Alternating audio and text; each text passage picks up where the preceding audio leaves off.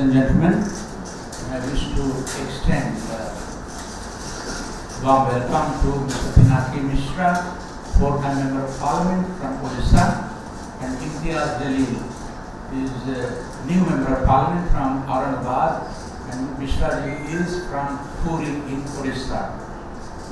Let me begin by introducing Mr. Mishra. He was Member of Parliament of the 11th, 15th, 16th and 17th Lok Sabhas. Age 59, he will turn 60 in October. He is a senior advocate in the Supreme Court and has fought cases in almost all high courts in India. He collects paintings of old masters as a hobby, and he is the BJP leader in the Lok Sabha. BJP Lok Sabha. Biju Janata Dal. Biju Janata. If it is BJP, then only one. Yeah. Okay. And I'm delighted to introduce Imtiaz. He is a Member of Parliament from Aurangabad. He has been a journalist. He spent a quarter century, half of it with Lokmat, of the Maharashtra Legislative Assembly during the last term, and he is the first time MP and got elected by deputing somebody who has been a Member of Parliament from the constituency for 4 consecutive terms. So welcome to both of you, ladies and gentlemen, and let us start the proceedings by requesting Pinaki Mishra ji to tell us something about what are your expectations as leader of the BJP in the Lok Sabha from the second term of Prime Minister Narendra Modi. What would you like him to see do, and in which particular areas, in the domestic, foreign policy, relations with Pakistan, China, whatever. You will kindly speak for about 10 minutes so that we have enough time for questions. Thank you. Thank you, Mr. President, for having me here. I just want to clarify that the Mishra is spelled wrongly. There is no H in it. It's an M-I-S-R-A. Just in case somebody wants to put that on their scroll or whatever. What is the agenda of the government is something the government will spell out. Honestly, I'm not privy to what their plans are going forward. We made a huge and vast amount of money. The election wasn't really fought on the basis of their promises and their ensuring that the promises were kept or that the targets were met. I don't think the election was that at all. Otherwise, there were yawning gaps in what party in power had promised in 2014 and what they managed to finish in terms of actual solid achievements by 2018-19. I think those gaps are obvious to everyone. They did clearly make some headway as far as the Swachh Bharat campaign was concerned. I think that had some traction with some sections of the population. This is nothing else in terms of the fact that they felt that the Prime Minister's initiative was very mean. Even though I don't believe that it has had the desired results, and I believe much of the audit that's been done for Swachh Bharat is much audit. I'm being very candid about it. I know this personally that somebody who was working with one of the big 4 was given the task of the audit, who actually carried out the field survey, came back and was told, thank you very much, you've done your travels, but the data we will give you. You don't need to bother with the data. And the young girl had enough spunk to resign. She said, look, I'm not going to be part of this. Either what I say, things which is taken from the grassroots level, or your data from the air is the new working. So, but I think the people genuinely felt, and particularly women felt in this election, and they've had a very large role to play. Prime Minister's statement before the House that there has been almost an 8% increase in the women's vote, I think speaks for itself. The fact that women have turned out in very large numbers shows that some of the initiatives which were conceived as pro-women have certainly had traction with the women. Swachh Bharat was one of them for sure. The Ujjwala Yojana, again, even though it's had, according to me, very limited success because the refill numbers are abysmal. Everybody's taken the first free cylinder and they thought it was, everybody felt it was free for life. And when they went back to the refill and found they had to pay 900 rupees for it, they were shocked. So I don't know what the refill ratios again are exceptionally sketchy. Our field surveys tell us, and somebody who fought against me, Mr. Samit Patra, who I think everybody's seen those, the fact that he was trolled very heavily because he was sitting in the home of BJP sympathizer who was cooking on firewood and living in a kacha hut. So that really sort of seems to symbolize everything that has gone wrong with all the Ujjwala Yojana, the housing for all, everything seemed to collapse in that one photo op. And that was trolled very heavily. But again, I think women have felt that look, at least he has thought about that. So therefore, even in Orissa, for instance, we found that one of the reasons why we've come back to power, actually swept back to power for the fifth time in Orissa, is because the women have played a very, very large role in terms of their vote in appreciating the fact that everything that Naveen Patnaik has conceived, the last of which was of course the 1/3 reservation for women that we voluntarily gave for the parliament.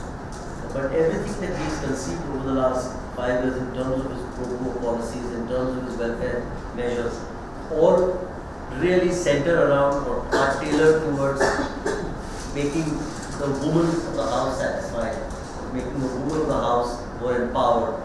And therefore, in a sense, I mean, he's the darling for women. He's really, they consider him a member of the family. He doesn't have any family of his own, so therefore they really consider him to be a member of the family and for them to be a member of his family.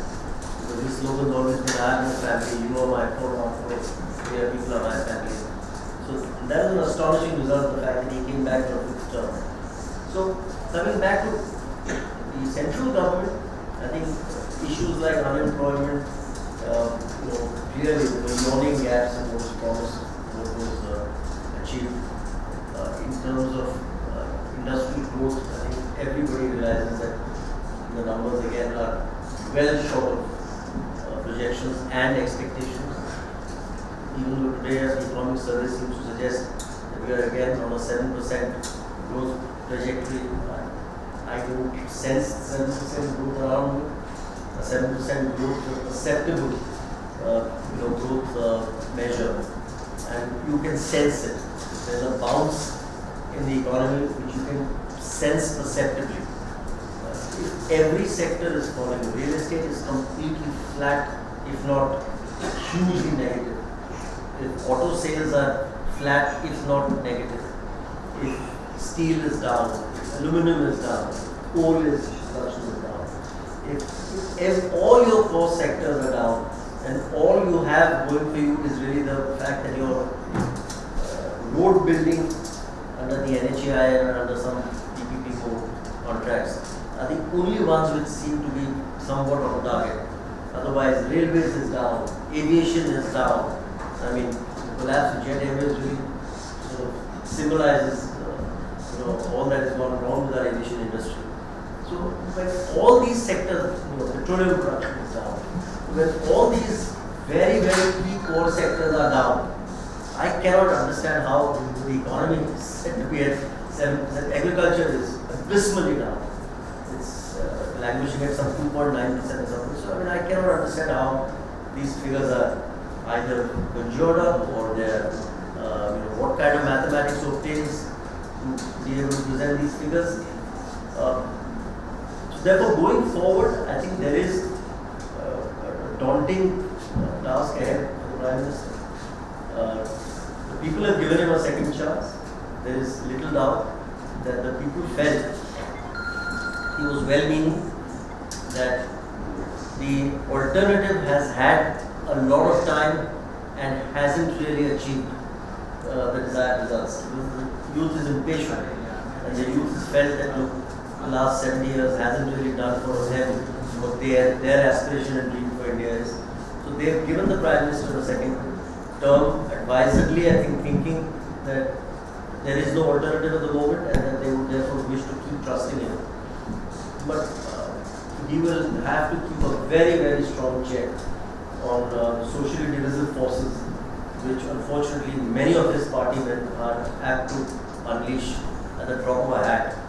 And if they start feeling that the empowerment that has come with this re-election validates or vindicates this socially divisive agenda, then I think there are very difficult times ahead, because what we have seen is that social tensions and development cannot coexist, cannot go hand in hand. In order for development to happen at this 7.5% growth to happen, you have to have complete social integration, as well as society really concentrating on work.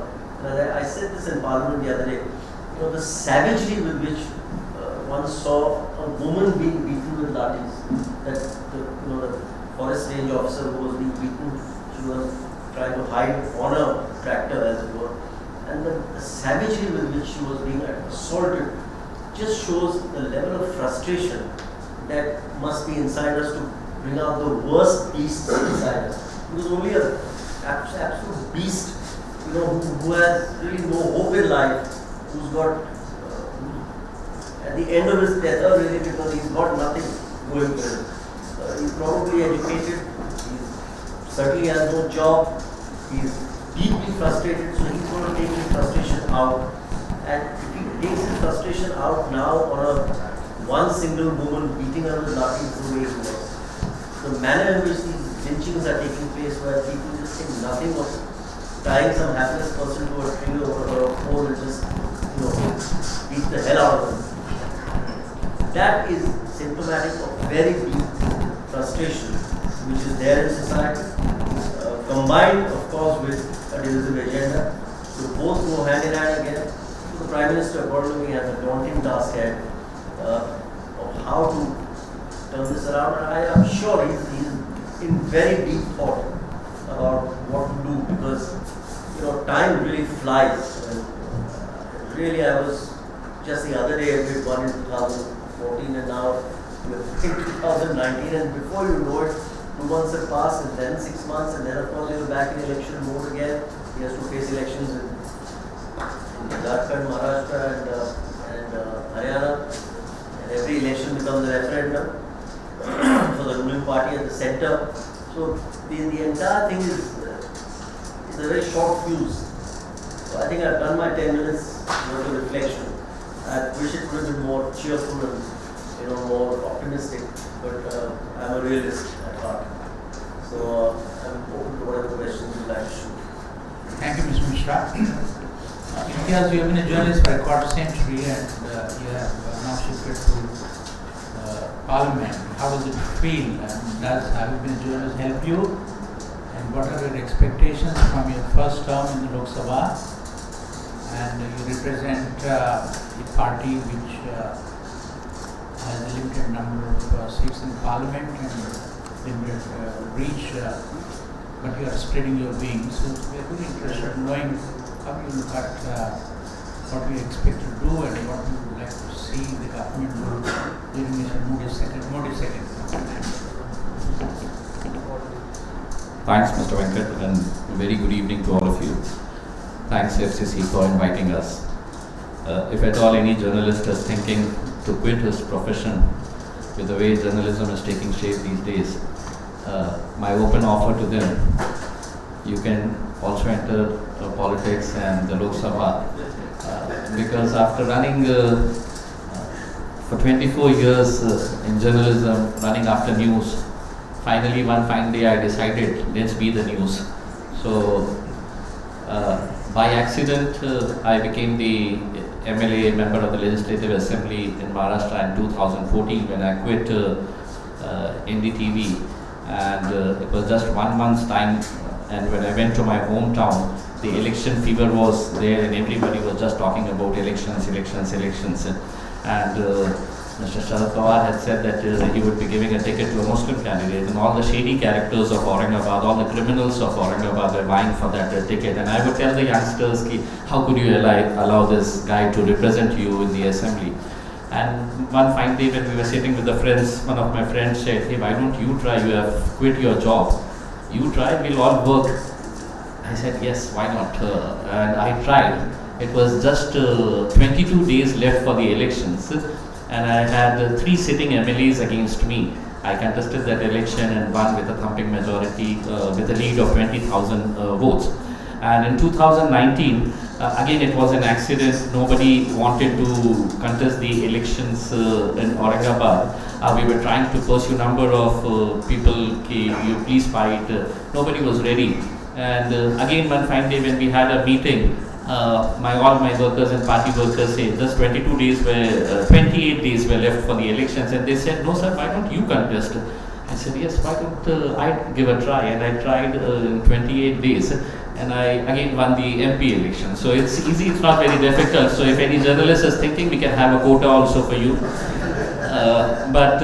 Yes, it's a very proud feeling for me to enter the temple of democracy, and we have great expectations. The people of Aurangabad, the people of Maharashtra have great expectations, because I have won at a time when the entire country was witnessing the Narendra Modi wave and the BJP wave, and Aurangabad happened to be the stronghold of the Shiv Sena. Shiv Sena has been winning there from the past 40 years, and so to beat a 4-time MP was not an easy job at this time, but the people actually gave a certificate of the work that I did as an MLA in the last 5 years, and people across the social spectrum, irrespective of which caste they belong to, they all voted.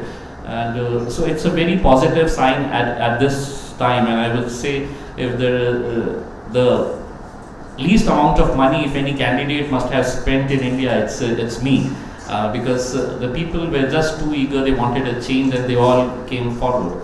And when we came here with a lot of expectations, obviously when you have a team of 350 MPs on one side and the opposition on one side, you can imagine the number gains. And already we could see some of the parties, they are in a very depressing mood with the results that have come. So, but whatever numbers we have, my expectation from the government is that when we hear the speeches of the Prime Minister and the other ministers, that where the country is going, how it's developing. Being in the opposition, for any good thing, we have to accept that it's a good thing. Just like Pinaki said, the Swachh Bharat mission, we feel it was a very nice initiative by the government, and the people also accepted that. But when you talk so big about development, where the country is going, in front of my eyes, the harsh reality of the people of Maharashtra comes in front of me, that in the last 70 years, we have not been able to provide drinking water to them. That's a harsh reality which we should accept. When the budget will come tomorrow, we don't know how much of the budget spending will be on education, on water. This time the government has said that Modi first term was about Swachh Bharat, this time it has to be about water. So we expect, we hope that it's going to be a major problem for India, let me tell you. In the years ahead, if now immediate steps are not taken to find a solution to this water crisis in India, it's going to aggravate. And I fear in some of the places, even now, violent incidents are taking place just to fetch a bucket of water. And number of cities and villages in Maharashtra, we could see that people are traveling for kilometers. There was a story the other day that one boy is traveling in one train just to get a bucket full of water, and from the other train he's coming back. So these are the harsh realities. And whatever development means, the first thing is the basic infrastructure, the basic needs of the people, as education, water, infrastructure. We need to find a solution to that, and we expect that with what the statements have been made by the Prime Minister. I know it's not going to be very easy. They have formed a new ministry for water also. It's not going to be easy because we don't have... Only the name has been changed. Only the name. Water resources. Yeah, the name has been changed. They're good at that, changing names. So we have expectations from this. My concern with the government, and it's a concern for every Indian, it should be a concern for every Indian, is the silence of the government as far as these mob lynching cases are happening, and the government is silent over it. We want strong words. We know the Prime Minister speaks very strongly. He's good at speaking. He's good on Twitter. We expect the Prime Minister to send a very strong message that we will not be tolerating any such nonsense, and it has to come straight from the Prime Minister, not from anybody else.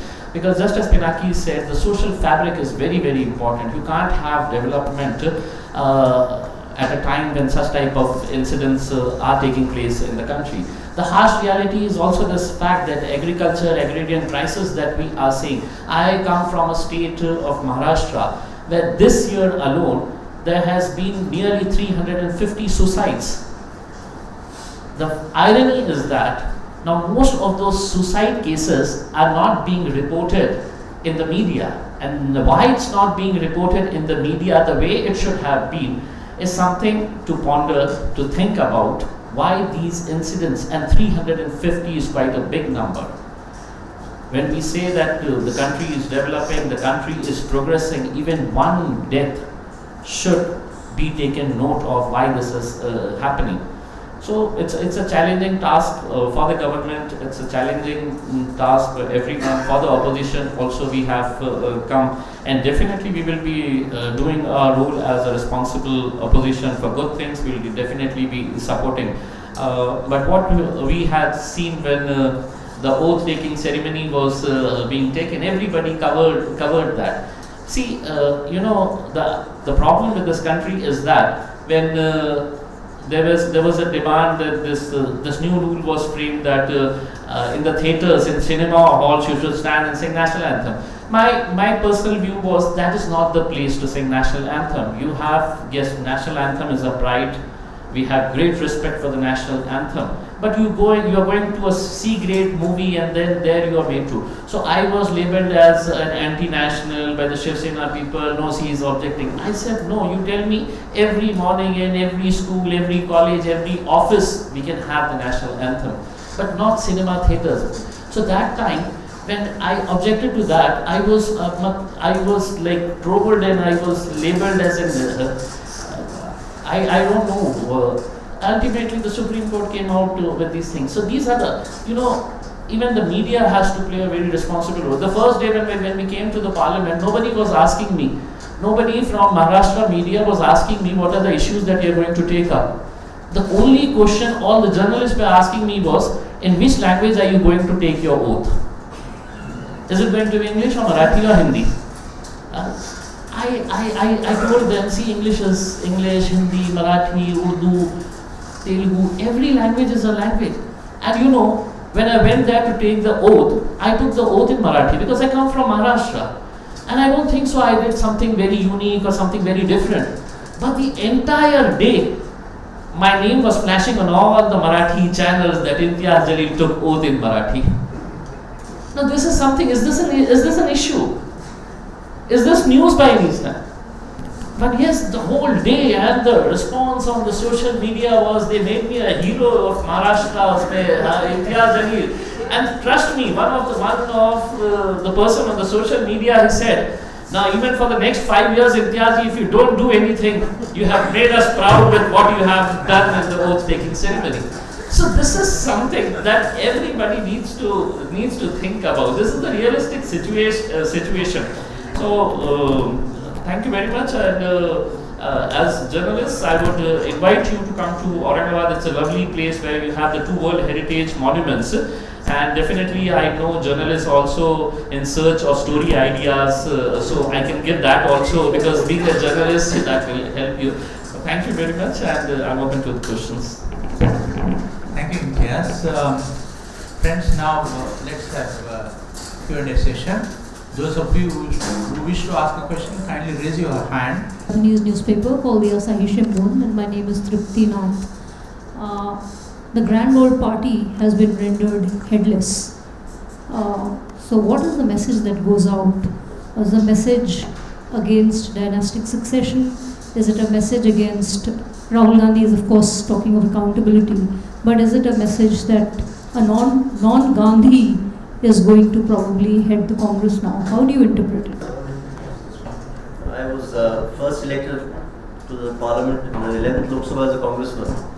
And then, of course, they were happily rid of me and I of them, because I just found there was no place for anybody in the Congress who had a thought process, who could think for himself, who could articulate. And I don't think things have changed too much since then. I quit the Congress in 2009. I lost 2 elections purely because of internal machinations at the highest, level. I don't mean the Congress president's level, but just below that. And there were people here who said, if this guy wins and comes, he's going to create another power structure here around Mrs. Gandhi.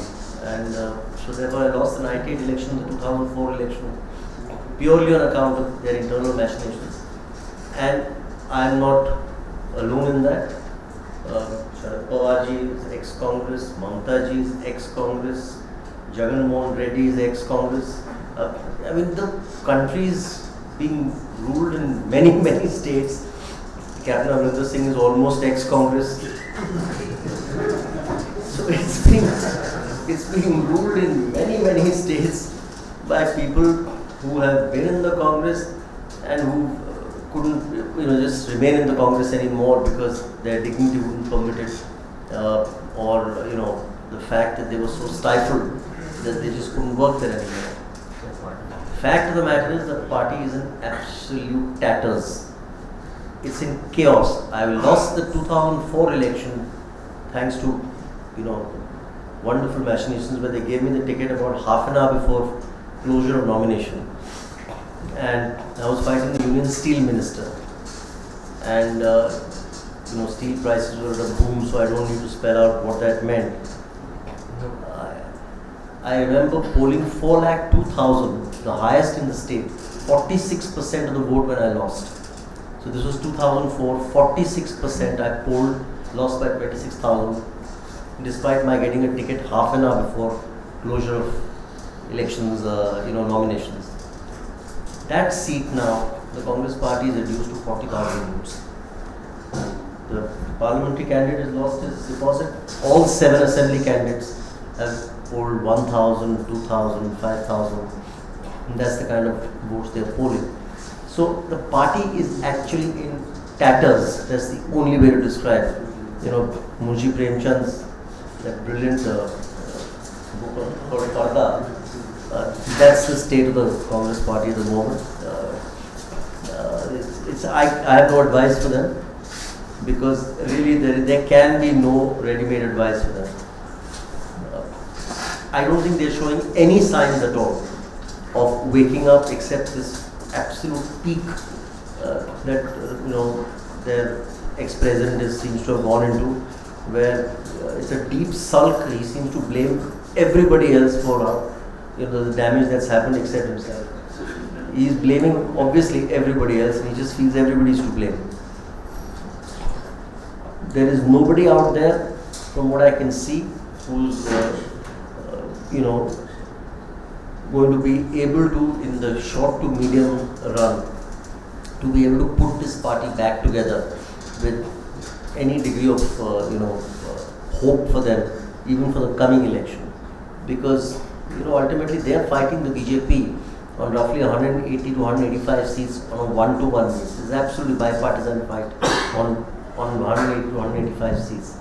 So if they give the BJP a complete free ride and manage to get 5-10 seats in that, BJP gets a head start of 165, 170 seats in one shot, and thereafter, just has to pick up another 100 seats for the rest of the country, which is pretty easy for them. So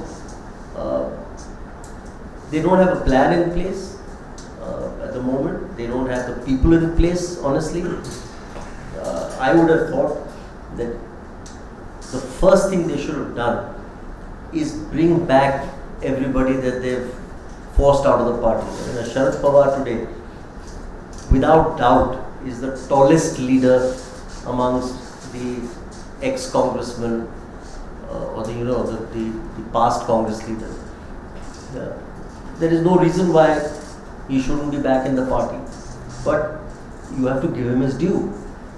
He has to be invited back with grace and with the assurance that the past is the past. Similarly, Mamata Banerjee has to be brought back into the party because she is ultimately a Congress person. I mean, we've all seen the terribly shabby treatment that Jagan Mohan Reddy was subjected to. There was no reason to treat him after what his father had done for this Congress party. I had personally seen what Rajshekar Reddy had done for the party. There was no reason on his sudden death to treat his family with so much hostility as though they were asking for something which was, blasphemous. They were only asking to be, in a sense, rehabilitated in some measure, and I think that could have been done graciously rather than again force him out on his own. So they have to start bringing back to the party fold leaders who left with large chunks of votes. People have gone away with 2.5, 3 lakh votes, and those votes don't come back without those leaders. In each constituency, I'm saying. And then there are states where people like Sharad Pawar have gone away then with 8%, 10% of the party vote. Mamata has gone away with 30%, 35% of the party vote. So that's the only way to do it, according to me. There are no quick answers at all. So I don't know what is the answer. I totally agree. See, elections come and go, you win, you lose, but that is not the way how the oldest party of the country, Congress, is behaving these days. Ideally, in this situation, it was time for them to get together and say that yes, we have lost, we should respect the judgment of the people, and we'll bounce back, we'll come back. But the way, as Pinaki said, they're totally in tatters, they don't know what to do. We honestly, as somebody who's sitting in the parliament, in the Lok Sabha, I don't think there is any opposition as far as the Congress party is concerned. So, and yes, why not, if it's the oldest party and you have given enough time to the Gandhi family, and if the people are not ready to accept them as their leaders, why not have some young leaders? Why not get the old leaders who have left the party and do some homework and say, yes, we are going to regroup all the people who have left us and give chance to some youngsters also. Congress party indeed has some good young politicians. Why not give them the chance? And you stay as somebody to guide the party. You be there, but leaving the opposition on their own without leaving the ruling party on their own without having any opposition, it's going to be a dangerous scenario, because then the ruling party will do anything and everything that they want, because they know there is no opposition left now. The only opposition that we are seeing in the Lok Sabha are the MPs from the south states and the West Bengal MPs that we could see. Otherwise, from the Congress, if you see, hardly we could see any opposition. But I think it's high time. It has the numbers. It has the numbers, but the way they should all from either Kerala or yeah. I just want to add one thing. I think it is nothing short of criminal. The only way to describe it would be criminal. The manner in which they frittered away the mandate that they had 4 months back in Madhya Pradesh, Chhattisgarh and Rajasthan. It borders on criminal. It's mind-boggling that you can get that kind of mandate then and fritter it away so wantonly. So I mean, they really need to do some very serious introspection. And what happened in 4 months? What kind of mistakes have they made? What message have they sent out to the people? To the people of these 4 states where, by the way, the BJP is fighting 120, 130 seats with them 1 to 1. So what happened in these 4 states that all of a sudden the people have gone back with such a way, and Gujarat, where a year and a half back they did so well. How could they on these 120 seats, get wiped out? It's really mind-blowing. It's nothing short of criminal in my opinion. But there's always that argument, and at least BJP has made that people vote with a different pattern in state elections versus national elections. First time, sir. The first time. They've been saying that. All I'm saying is that, so you brought up an important issue. I don't know also what happened in 3 months. Suddenly Congress went from, hitting sixes to literally losing it. But, so that's one argument. And what do you say to that? Is India's politics heading that way, that people will pick a different party in the states and a national party at the center? And my second question is that it's always Prime Minister Modi is always said to have focused, at least in his past 5-year term, more on international relations, and BJP has defended it by saying that look, India is now rising, it's a new India, and we've got to take care of our economy by doing all the juxtaposing that we need to do, and not really focused internally. And both of you spoke about the yawning gap on many promises made domestically. So what are your comments on these 2 issues? Is India going that way, of separate vote at the state, separate at the center? And 2, about the focus of Prime Minister Modi in the first term more on international. Is that going to continue, and does that hurt?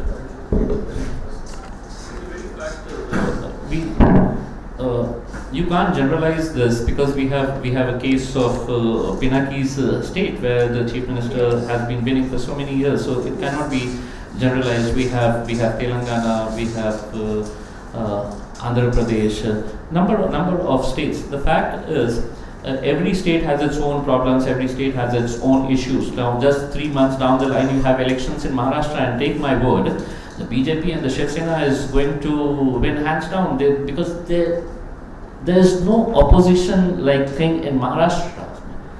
Every top leader of the party, whether it's the Congress party or the NCP, will be concerned about their own constituency because they contested 24 Lok Sabha seats and they could win only 1 seat. And that seat also was given to somebody who came from Shiv Sena at the last minute, so that ticket was given to. Otherwise, it would have been a total wipe-off of the Congress party. So now the major concern for all the top leaders of Maharashtra is that whether I will be able to retain my role in my constituency by making my wife or myself an MLA. So as of now, there is just no competition. And as far as the other part of the question is concerned about Narendra Modi, yesterday, we had a training session for the first time MPs, and Mr.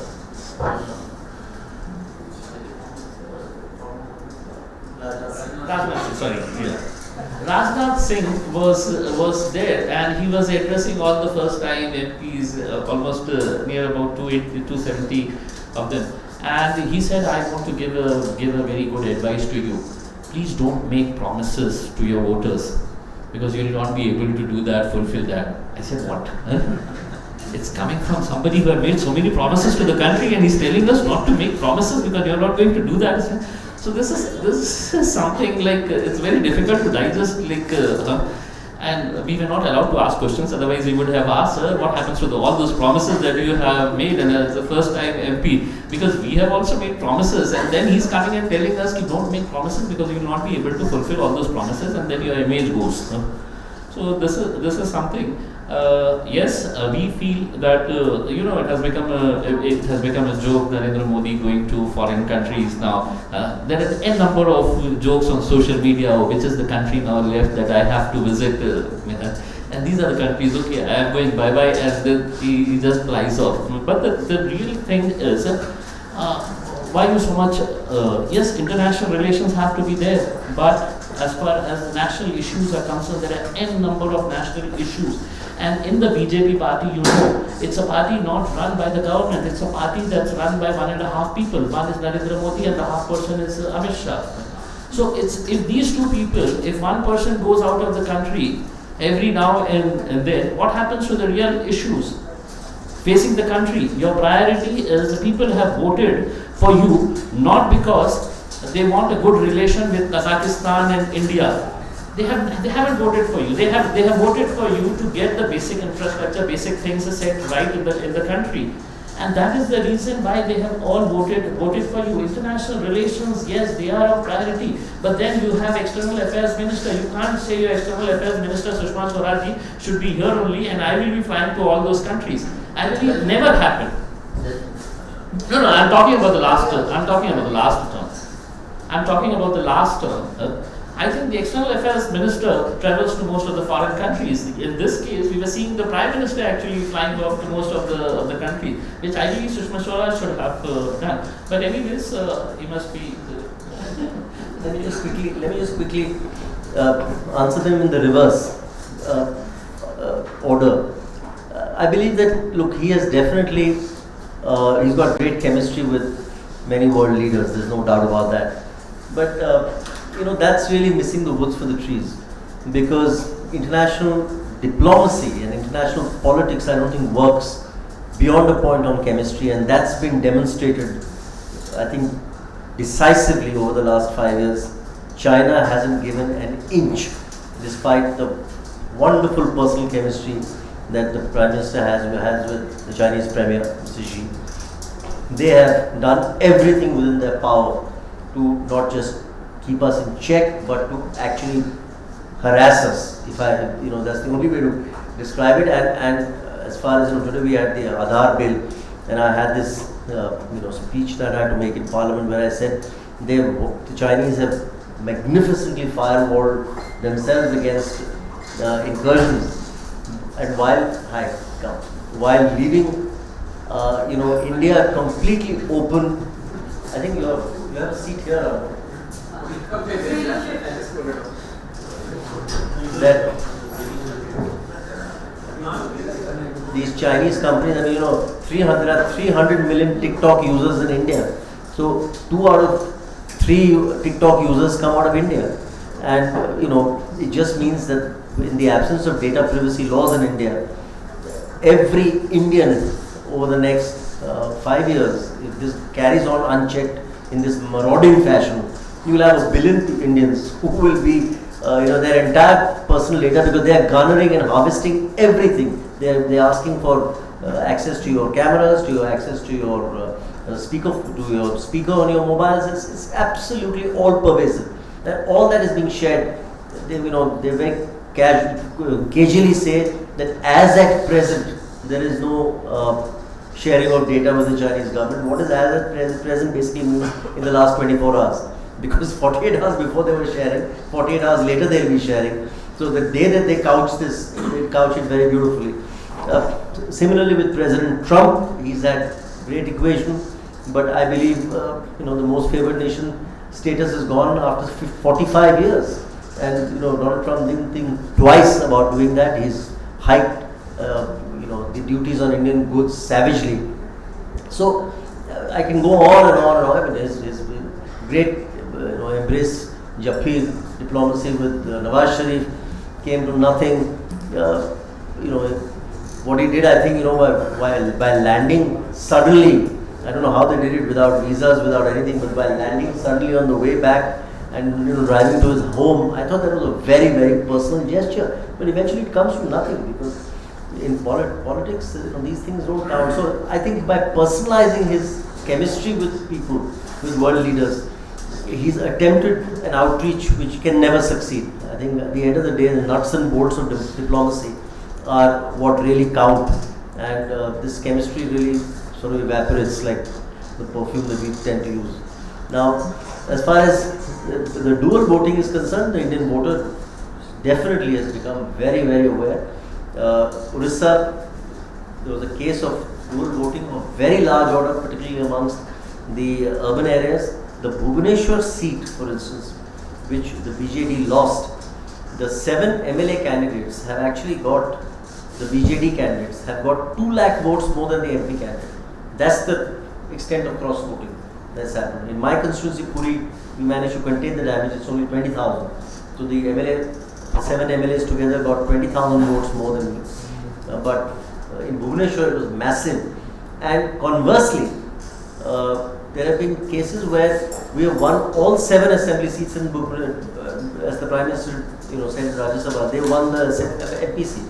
It's happened in Bhubaneswar. They've lost all 7 assembly, 6 to us, 1 to Congress, and they won the parliament. In Bargarh, where the Chief Minister was contesting from there, we won all 7, and they still won the parliament. So there is definitely an element of dual voting that's happening. It's good. I don't think there's anything wrong with it. The Indian voter is becoming smart, is becoming sensible, is not going to be taken for granted.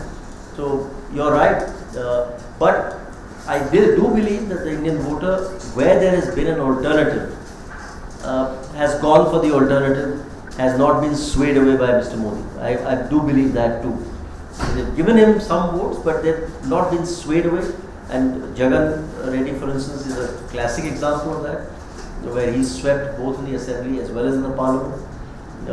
DRS 3 months back did very well. They've done reasonably well even in the parliament seats.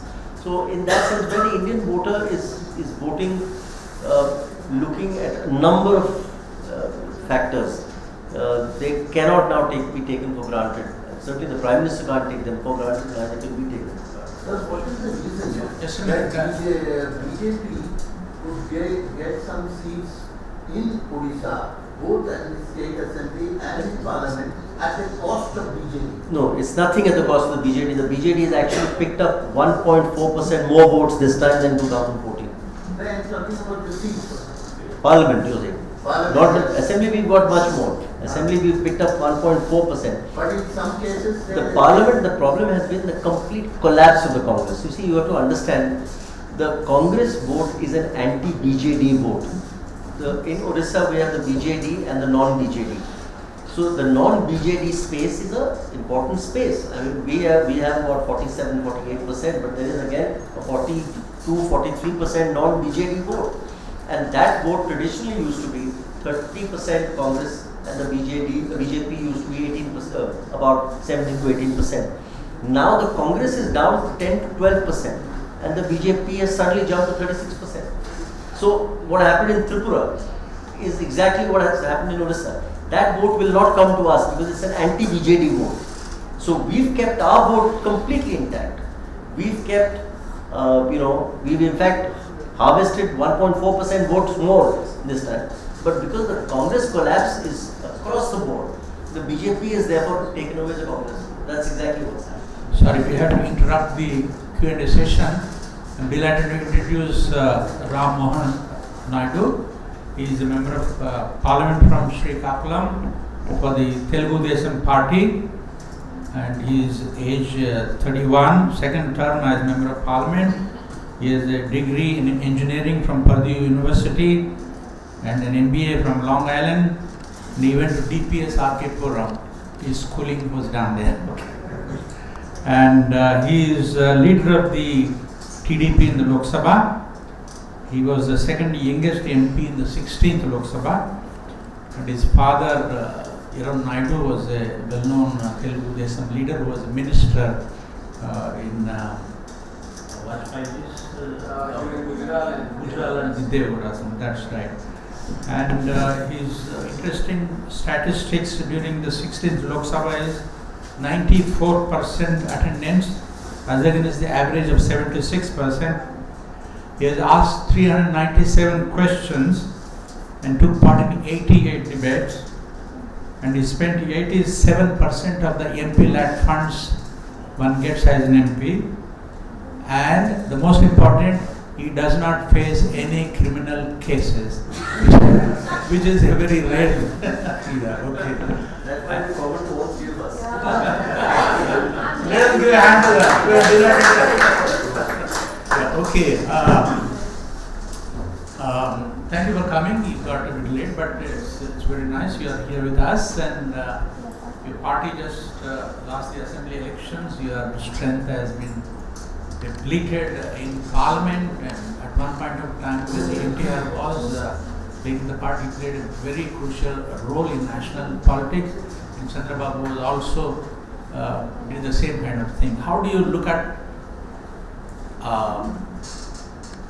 opposition politics in a house where the NDA has 352 seats and practically so-called dynastic opposition parties have been reduced to cut to size? And how do you look at the role of the opposition in a parliament where Lok Sabha, the ruling dispensation, has a brutal majority, and very soon they will be getting a majority of their own in the Rajya Sabha? First of all, I'd like to thank the FCC, Mr. Venkat, and also Kumkum Chadda on behalf of Venkat Shares extended the warm invitation to me. I'm sorry that I'm late also. I had been stuck with some other work. Coming to the question that Mr. Venkat has asked, it is a very difficult situation for us at the moment. I have to accept it, first of all. We have been a very prominent party since our inception in 1983. And if you remember the statistics, in 1984, when Telugu Desam contested for Lok Sabha elections for the first time, we were sitting in the opposition as the biggest party in the opposition also. So we have a rich legacy in the national politics also, though we come from a regional background. And at this present scenario where we have been brought down to 3 Lok Sabha MPs, and we had 6 Rajya Sabha MPs, 4 have been poached by the BJP, so we are just left with 2 in the Rajya Sabha also. It's a very difficult situation, but politics, winning and losing is always there. You have to take it in your stride. You have to see what happened wrong with the party, what decisions you need to make in the future, and definitely this being in the opposition is a good thing for us also. Now that it's not new to us, we have been in the opposition before, and even in the previous government, we started by being in the NDA first. Mr. Mishra has an apartment. He has an apartment at 8 o'clock, so he has to leave us. But we want to confer the honorary membership of the club to you. And I want to present this.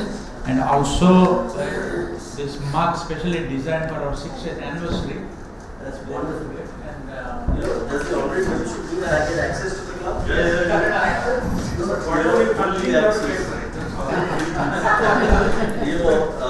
This is invaluable because I'm in the Supreme Court very often. So, this is a hop across here would be wonderful. Thank you. Phony. Failed in the landfall area like Biju Pakka Ghar Yojana, the cyclone shelter homes, completely failed. Your ex-revenue minister told we got some experience regarding on the cyclone shelter home, and recently I showed you the information of the 19 years old, the plight of 19 years old school, what you MLA has done in your constituency. So in that way, you have also failed. But my question is, why you accept it or not? Why the BJP is always supporting BJP? From the Ashwini Vaishnav Rajya Sabha MP case, from the cyclones praise to Modi. What is the nexus between BJP and BJD? And in the other hand, you are opposing Modi government here. Look, Vipin, your question is in 2 parts. Number one is you mentioned the cyclone. That cyclone, we've had Pilin, we've had Hudud. One second, let me answer. We've had Pilin, we've had Hudud, we've had Italy, and now we've had Phony. These are 4 cyclones in 6 years. The casualty in Phony has actually been counterproductive for us. People haven't understood. I was there during the cyclone, so I know the extraordinary ferocity of the cyclone was bigger than the super cyclone of 99. The super cyclone of 99 took 25,000 lives at least. This one didn't even take 25 lives. The fact of the matter is, there were about 12 or 14 deaths. There were eventually about 60 odd deaths which were catalogued, and really anybody who died of anything was given the nomenclature of a cyclone death so that they could get the benefit that was, during that period was being given out. So actually cyclone deaths were not more than 12, 14. And I think that was counterproductive because We had advance information from the IMD. One moment, I'm coming to that. We had one, you're right. No, I thought there's no question. The awareness of the people. One moment. No. I'm sorry. Awareness of people. We know what evacuation means. We know how evacuation is done. You have no idea. One moment. Let's not get combative. The fact of the matter is, we pulled out 1.3 million people over a 48-hour span, which is why people's lives were saved. Now, your question as far as the rehabilitation is concerned. The fact of the matter is, we have gone back some, 250,000 electric poles have been flattened. It is like a gigantic lawnmower has gone through coastal Orissa and has completely flattened everything. You've been there, you've seen it. The negligence of individual MLAs, they pay for it by losing elections. It's as simple as that. The MLA you talked about is now Biju Pakka Ghar.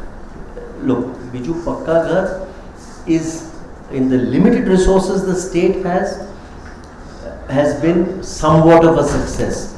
But what we need is the Prime Minister Awas Yojana, which is the actual bulk of the houses, the housing for all comes from there. The Biju Pakka Ghar is only a state Yojana. But we have now asked for 5 lakh homes from the Prime Minister, and we're very hopeful because he went himself and he saw the extent of the damage there. So that is the reason when you ask why do you cooperate with the central government, why do you praise the central government? Every state government now, and my colleagues here will vouchsafe that you cannot be on a path of confrontation with central governments and profit from it. It may make for good politics in the short run, but eventually it's bad politics for the people. So therefore, constructive cooperation is what I think the people have also said, that this is, they've said we will give the BJD 12 MPs, we'll give the BJP 8 MPs, we'll give the Congress 1 MP, who's all work in harmony. It's as simple as that. We'll give the BJD a good government here of 115 MLAs out of 147. But you have to work together. That's the mandate of the people. Elections are over. The bitterness of the elections is behind us. Next elections are 5 years away. At least for the next 2.5 years till Panchayat elections are around the corner. At least let's try and work with the central government, because eventually, look, let's face it, the money is with the central government. The money doesn't come to the state in the manner in which it should in a true federal system, because we are not a true federal system. Otherwise, you wouldn't be begging the central government for revision of royalties. If these royalties were revised, coal royalties have not been revised now over the last 9 years. We've been begging for coal royalties to be revised.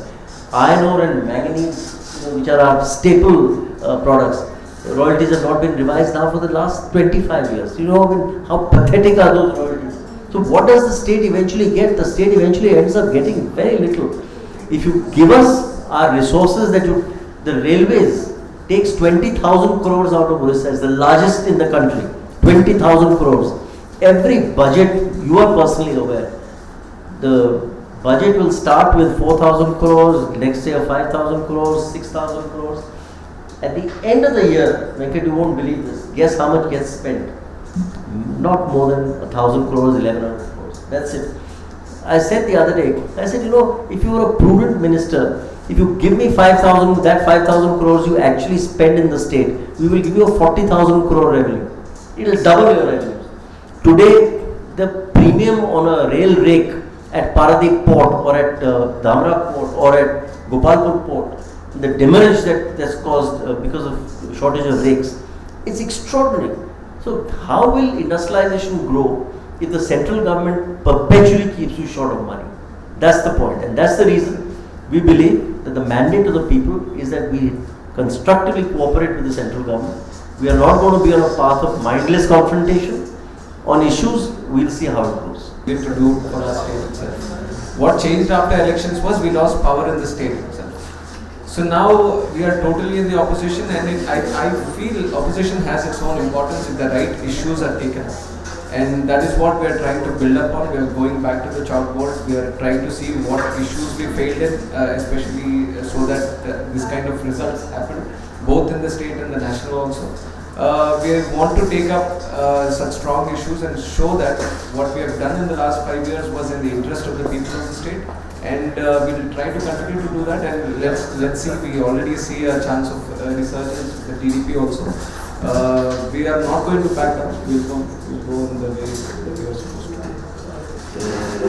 In Rajya Sabha, your MP, some of your MPs, 2/3 of them, switched over to BJP. What was the cause that they were elected out of TDP? तो कैसे हुआ, क्यों हुआ, इसका कारण क्या है? All 4 of them were nominated from the TDP, and after the elections, after we lost power in the state, you will also know these issues with Mr. Y.S. Chaudhary and CM Ramesh. They were being facing CBI and IT raids also. This was before the elections happened. Right when we started fighting with the NDA, they targeted us. They targeted most of our MPs, and they tried to pressure them using these institutions, the central government. So they were feeling that pressure. Now that we lost the state government also, they were feeling that more pressure from the central government, and it is for their own survival that they left the party. That's the only explanation I can give it.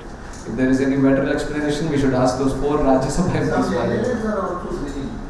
It is just a story. It's just a rumor right now. We have been talking with all our MLAs. They are all very strong with TDP right now. Even this voice is being created by the BJP itself. If you see, BJP has won 303 seats across the state, but if you imagine the vote share that they got in Andhra is 0.8%. That is the vote share they got in Andhra. So they are very desperate to get their feet into Andhra Pradesh right now. They feel it's a very familiar state. They feel that they have their leaders who have won before also. So they are not able to digest that they have got 0.8%. So they are taking whoever is interested in coming into their party, irrespective of their background, irrespective of the cases, criminals, whatever they are. They just want some people to be in BJP in Andhra. That's the explanation that I can give right now. Any more questions? Yeah. Thank you, Vishu. I see you both sitting here, and we have definitely seen in this parliament a more youthful, a lot of first-timers entering politics. And as before you came in, Ram Pinaki had said that there's sort of more journalists and lawyers at least entering politics, which is good to see.